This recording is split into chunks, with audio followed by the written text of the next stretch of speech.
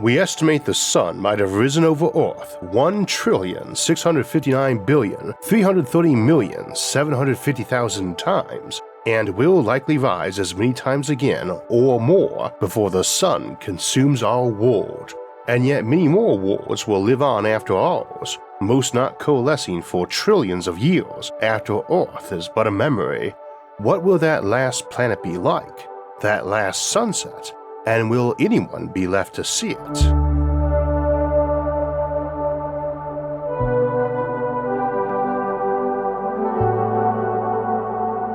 To all good things there comes an end, and as much as we all like sequels to a good story, there's no denying that even the most compelling tales tend to get boring after a time. Perhaps that's so for our planet or the universe itself, but after trillions of sunsets, it does not seem that the tale of Earth has grown tiresome yet. Truth be told, we don't know how many times the sun will rise and set on this world. The days used to be faster back in the primordial era of Earth. Our orbital dance with our moon has slowed in tempo over the eons, and will keep doing so as time goes on. Stars form and then die, and from their ashes are new worlds born around new suns. To the best of our knowledge, this process began about 13.5 billion years ago, roughly thrice the Earth's age, and our current models suggest that our galaxy will still have nebulae, pockets of gas dense enough for stars to form from, for some time between 10 to 100 trillion years from now. We believe the last stars will be examples of blue dwarfs, stars which aren't known to exist anywhere in the universe yet, but will emerge from the smaller and longest-lived red dwarfs as they exhaust their fuel but do not swell into red giants, instead simply burning hotter, shifting from a peak in red and infrared light to the blues and ultraviolets. Any planet orbiting such a world close enough to feel its warmth, even if covered in ice, will have long since stopped having sunrises. The slow effect of tidal friction would have brought it to a standstill, always dark on one side and lit by that blue sun on the other, all day, for untold eons uninterrupted. Its oceans slowly evaporate away as those harsher blues and ultraviolet light strip the sea and sky into the eternal night above. On the dark side there are no stars, as all the other stars have died, and even the remaining handful of blue dwarfs that lived till recently, scattered across the whole galaxy, were too dim to have been seen with the naked eye, even if they were as close to this world as Alpha Centauri is to us. It's a world sheathed in ice on the dark side, but a little less every year, as some melts and thaws to the light side. There may even be some ice left when the star finally ceases all fusion and begins to cool and contract into a white dwarf, and even dimmer from there. It is the story that arose in my mind's eye when I first saw the image I end up using as cover art for this episode, a dim blue star above a desolate world, and since the end of all things is told in so many stories, I thought we might discuss that more today, as well as what sort of civilization might still be around by then and what it might be like. There are many ways things might end, and we've discussed the higher tech routes a lot in our Civilizations at the End of Time series, of refueling stars or disassembling them all to power artificial engines and black holes. It is entirely likely the last star will be in a virtual environment, one of a handful of remaining virtual realities running on computers that carry digital copies of a trillion ancient minds who have each lived a trillion years, when at last the battle with entropy is deemed unwinnable and they settle out to drain their energy reserves before seeing if there is something elsewhere. Maybe they instead scramble to enter black holes, hoping they lead to another universe. Who knows, maybe our own sun is the last, refueled over and over from immense stockpiles acquired from around the galaxy by trade or tribute. We will talk about those options in passing today, but they all tend to rely on the notion of the universe being a place we truly can colonize and mega-engineer. This is a critical concept on this show in so many of our discussions, and the main reason we tend to assume there are no extant alien civilizations inside our galaxy or its neighbors. We don't see those civilizations, the galaxy is devoid of their billion-world empire, and absent of those megastructures we would expect to be everywhere. So we assume we are the first, if we could build such things, but if we are not, maybe the Galactic Empire will send a representative soon to tell us how we need not fear anyone else, but we can forget about colonizing the galaxy. We get all planets and are entitled to nothing else, and any ship leaving our solar system will be politely told to turn back, and if not, it will be politely vaporized. No great star empires for humanity, no Dyson swarms, just Earth. And the same for everyone else, until the gathering darkness consumes all but a handful of last planets, too scattered from each other to speak, left alone in a galaxy too sparse to offer any oasis to those who did dare journey out from their dying world. Or perhaps space colonization is far harder than we imagine and yet possible. It can be done in only those extreme cases as we sometimes imagined in science fiction of the mid-20th century. Earth can muster the energy or resources to colonize just one or two worlds for us to travel to when this one is too old. So we escape from Earth to another world in a billion years' time, and then another and another. Perhaps occasionally we spread to 2 planets on a single leap, or later muster the effort for another, or even a few but not all succeed, and one time none at all succeed. The effort involved and the long-term success rates are just too low and costly that even if there were 1,000 worlds to bring forth intelligent life, spread out over the eons and transplanting themselves into their respective neighboring systems, sometimes dividing and sometimes failing altogether, so that little or no contact between those nomadic species was made. For my part, I do not think this will be so, and we had reason for optimism even during our look at ultra-slow colonization of this galaxy, what we call colonizing. Even when we consider colony ships with speeds anywhere from 100th to a mere 1,000th of light speed, it was daunting, but seemed entirely viable. And yet, with it being over 50 years since a human set foot on another world, him being but one of 12 to do so, and that world merely our own moon, it is not hard to believe there may be more difficulties than we assume. There is no official plan and date yet for a second or more permanent presence on the moon. And much of this is because we want to do it right, without it being unacceptably expensive or dangerous, and we keep finding new costs and dangers as we contemplate it. Until we have a permanent and mostly self-sufficient outpost on another world, even just our own moon, many think it might be hubris to just assume we will conquer all the problems of moving vast amounts of cargo and people on multi-century voyages to desolate planets and making them new paradises for humanity. And phrased that way, it is certainly daunting to contemplate. For my part, I believe it is doable, and that will surprise no one who has watched much of this show, but I am hardly without my doubts. What if we are just the latest in a long line of civilizations to emerge on some planet, be impressed by our own cleverness, then realize that journeying to other stars is not something that can ever be economically viable? That at best, it's economically ruinous to launch any expedition with a decent chance of success, and that most civilizations put it off for many millennia. They figure it will get easier with time and with more technology and experience. Some blow themselves up in the process of getting that technology and experience, some just keep putting it off and off until there are whole libraries of well-edited arguments against doing it that people just reuse whenever someone suggests it. Sometimes they start but it fizzles, problems arise, or funding dries up, and the next time people are even more cynical about it. Sometimes they do launch and the mission is a failure. Sometimes a colony arrives and it's a big deal. Messages are sent back congratulating them, messages that arrive many years after the first landing was made, and no one replies back.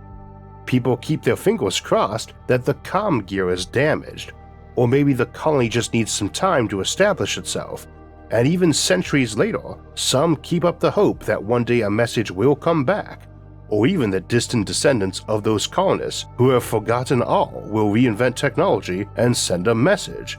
Some even wonder if, even if the colony failed, we might see signs of terraforming bacteria emitting biosignatures.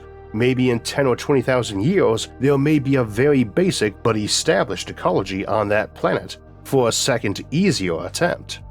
On many of Earth's twins, throughout the billions of stars in this galaxy and the billions of other galaxies, some blow themselves up before they make that second attempt, and some do not.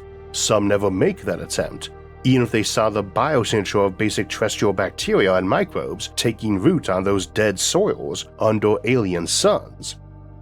But what really is 10 or 20,000 years against a million or a billion?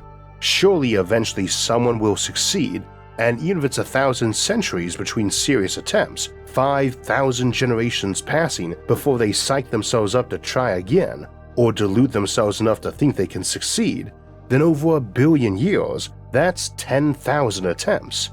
Even if they learn nothing from each try, and even if each attempt only had a 1% chance of success, then that's 100 times they should have succeeded.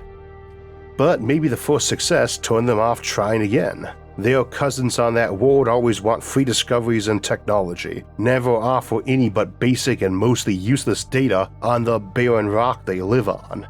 They are hostile eventually too, and make it very clear that any future colonists sent to this world, now that they have made it viable, can expect a cold welcome, or a very, very hot one, in the form of a surface-to-orbit nuclear missile.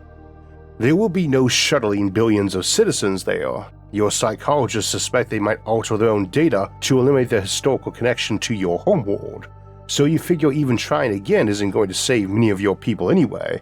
A few thousand on an ARC ship, leaving billions to die when your sun does, and they will just mutate into spiteful children anyway.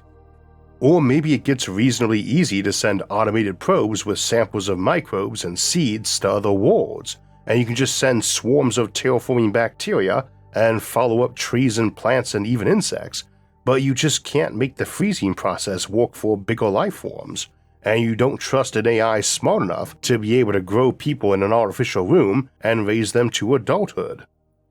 Maybe just one civilization manages to engineer an artificial panspermia scenario, a critter robust enough to survive on airless death traps and frozen ice balls that propagate spores and can survive 10,000 years of floating in the void between stars to bring basic microbial life to every system in the galaxy after a billion years of slowly drifting around.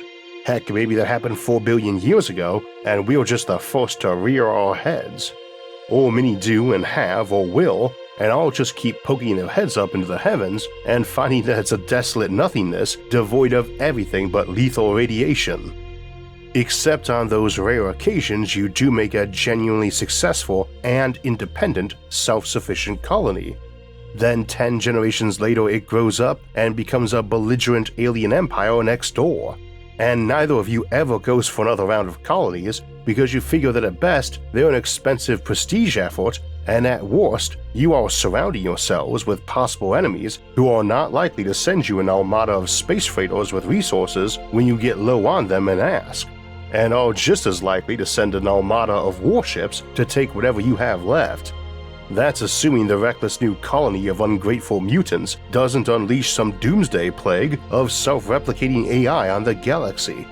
So why on Earth, or anywhere else in the galaxy, would you fund some colony effort? There are so many ways that the answer could turn out to be that space travel is possible, it just has a very strong tendency not to result in galaxy-sprawling mega-civilizations. That we can never replace planets with megastructures as the mainstay of where people live because it just takes too much construction and maintenance, and are harder to defend than we imagined, and we do not trust any machine smart enough to do it in an automated fashion.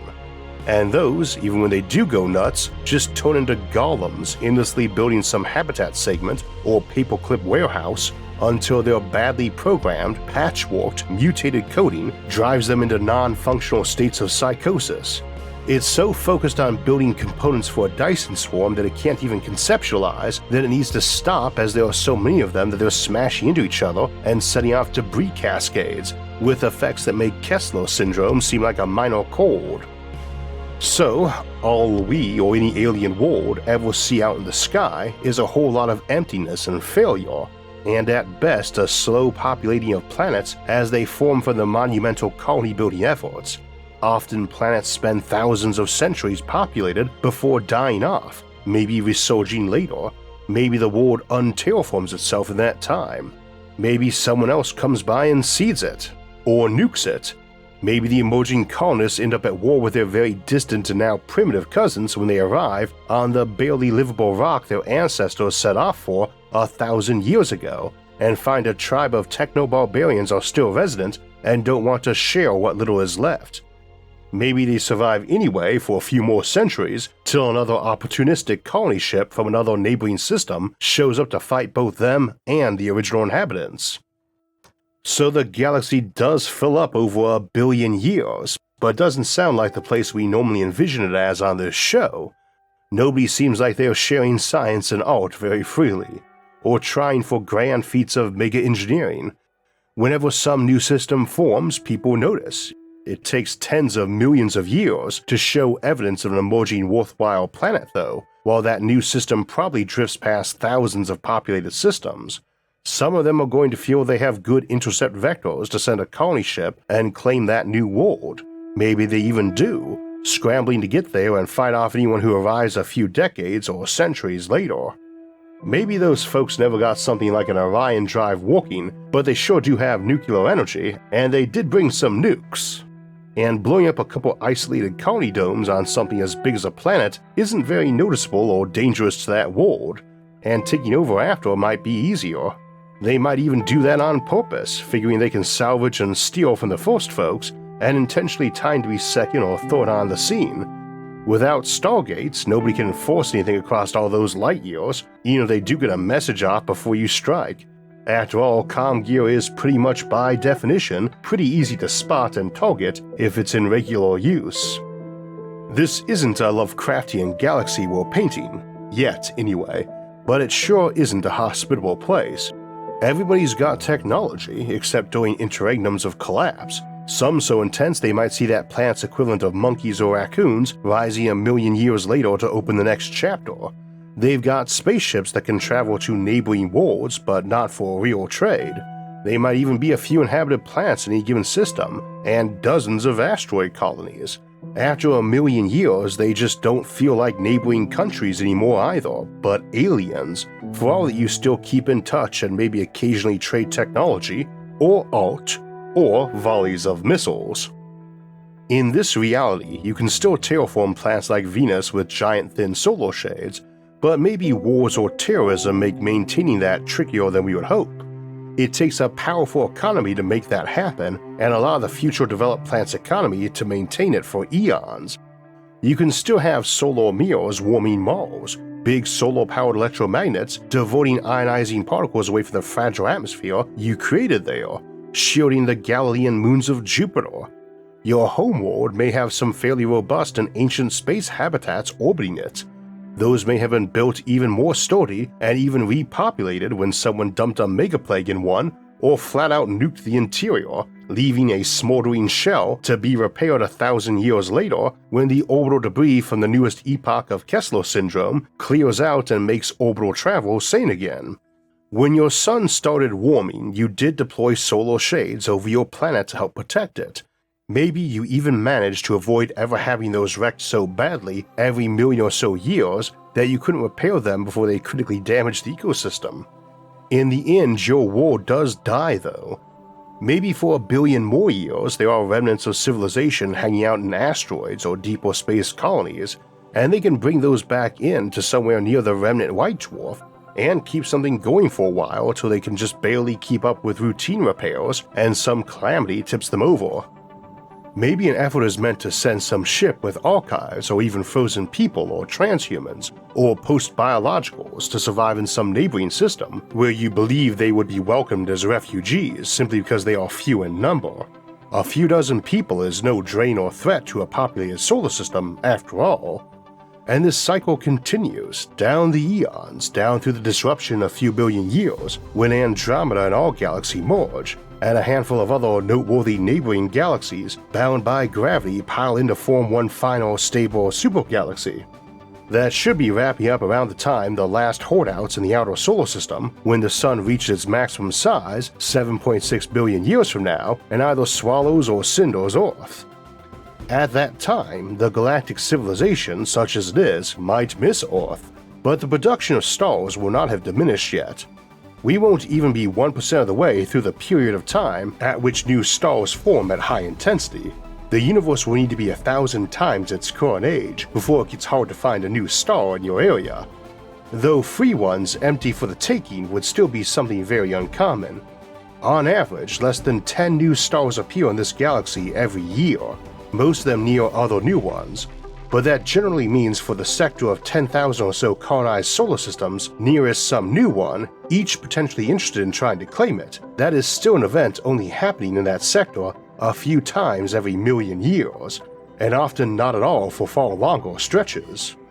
I can easily imagine that being a big enough deal in a galaxy once fully inhabited that colonization was guaranteed, all the more so as time runs on and star formation dips from maybe 1,000 a century galaxy-wide to just 100. Then as even more eons go by, a few dozen, and each one is smaller on average. That's okay, the smaller the star the longer it lives. It's been several trillion years now since life formed in this galaxy on Earth. The world is so far gone that even worlds which remember it have long since died. No one cares they are distantly related, far further back than even our own kinship with a mushroom. Nobody has invented anything new in 100 billion years, because if they had been constantly improving their science and technology, they should have long since figured out vastly superior energy and travel options. There are no other galaxies out there anymore except the ultra-redshifted ghostly remnants of the Council of Giants and some of the rest of the bits of the Virgo supercluster. Stars are now winking out faster than they're being born, and everyone knows why, but maybe many intentionally forgot. After all, most of what's left are red dwarfs destined to live a trillion years or more themselves, and who really cares about a crisis even a million years away? So for the 99.9999% of remaining inhabited planets not yet in that million-year window, why discuss it? All the options are already known, nobody is coming up with any new ones at this point. Better to accept it, or even erase it. There's nothing to be done besides causing existential upset. There are no new stars to migrate to either. Those bare handfuls emerging are thousands of light years apart, and there's always someone else closer and willing to duke it out to claim it. We expect the last natural star to form around the year 100 trillion, in a galaxy where stars are already getting few and dim, so much so that the night sky will be black to their eyes. And again on the worlds, there is an eternal day side and a night sky on one side devoid of any stars, or maybe just one or two, certainly no constellations. These are all old worlds too, one's a trillion years old if not more. If your civilization ever forgets what happened, as it may intentionally do sometimes, trying to figure out that there is a mostly dead galaxy outside won't be easy, and an expanded and disappeared universe beyond even harder. Perhaps every million years there's a resurgence of discovery, or some refugee spaceship arrives with its prophets of doom. Odds aren't bad that space travel has long since been perfected, and the designs and specs never really lost at the galactic scale. You couldn't ever really profitably trade or colonize or invade, but a ship of explorers, that is more plausible. How many worlds out there could still allow a robust and well-equipped group to land on a once-inhabited ice ball where the last civilization there collapsed 100,000 years before and yet had salvageable enough material for a brief stay and scavenge? Maybe one part archaeological dig and one part grave robbing. I'm not sure what's powering those ships now. Maybe nobody ever got fusion working well enough to be better than using solar power, but good enough to run a ship. If not, there isn't any uranium left at this point, or thorium, not from any supernova, but there may be places able to still create it. Just because they never figured out how to make micro black holes doesn't mean they never learned how to extract power from the existing ones. But it is a dangerous and precise game, trying to keep a long-term civilization around a true black hole without the sorts of mega engineering we usually contemplate. One wrong move can end that place and leave it lifeless for a long time before anyone can resettle and restart the accretion disk farming needed to keep it running and habitable. 100 trillion years is a really long time for a critical mistake to happen during. This is not the end though.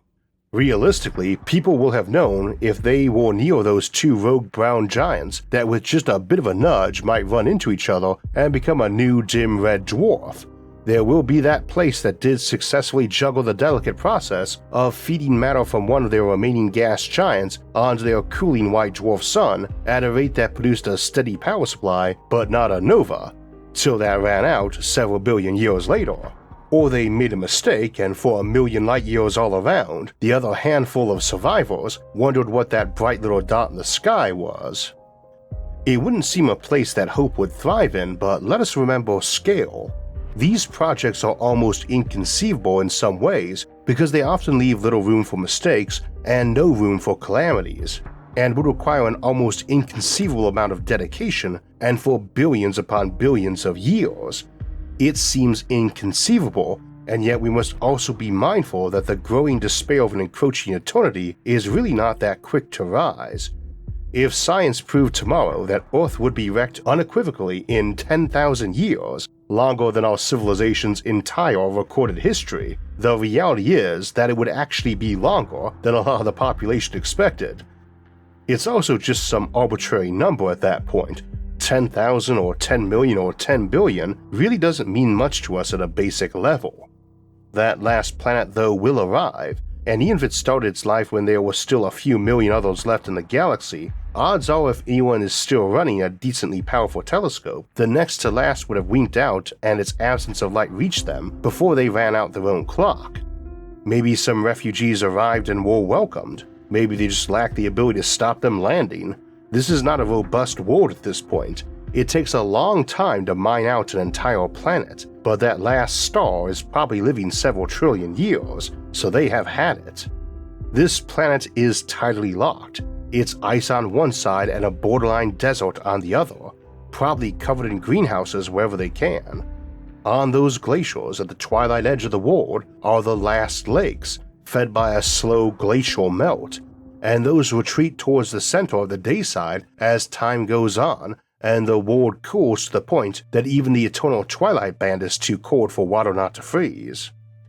There will be no retreat underground the way we could if our sun disappeared tomorrow, because there's no great reservoir of internal heat left over in a planet 10 trillion years old, and there is no vast supply of fissile materials to run nuclear power plants on. There's a good chance this planet was not the first world colonized in this solar system either, just the last one barely habitable as things cool down.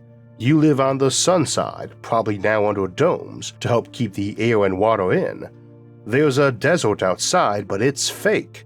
It's the dust blown around the last million or so years since the surface got more and more abandoned.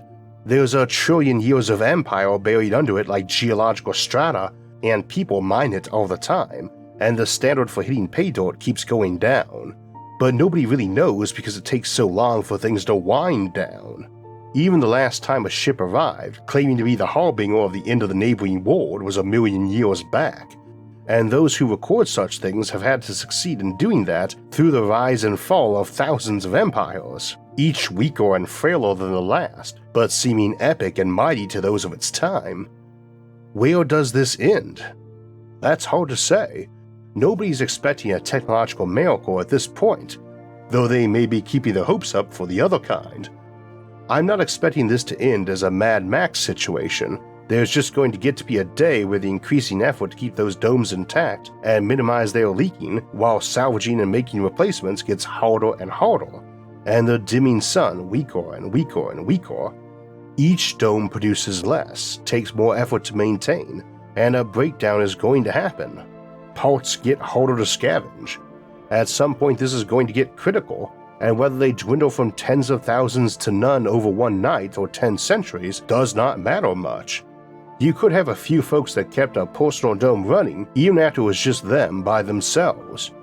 They may be ageless too. One would expect life extension technology to have long since been mastered, and the odds favor the last people would be the old ones who are very skilled at survival and very practiced at it.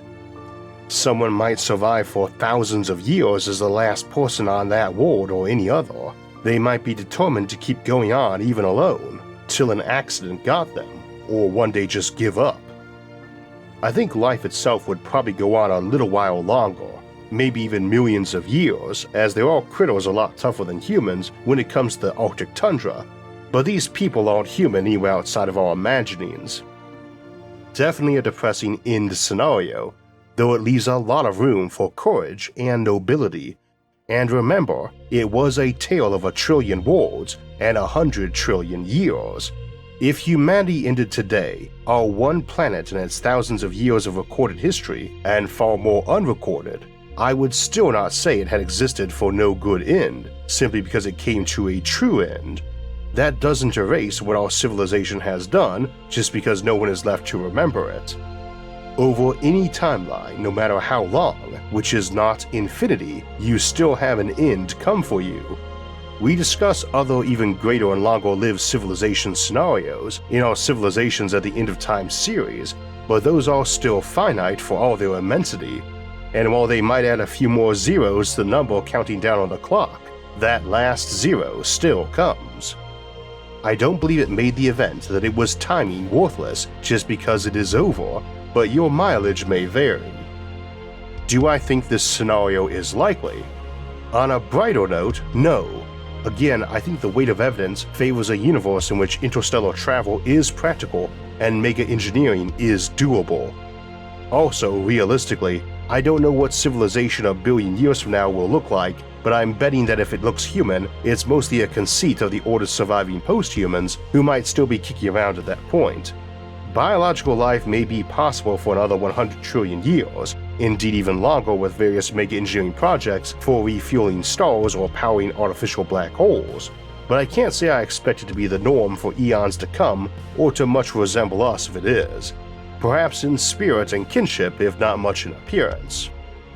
Whether it's 100 trillion years from now, or 100 quintillion, or we find some get-out-of-jail-free card for beating entropy or traveling to new universes, it's a lot more time than this world of ours has classically.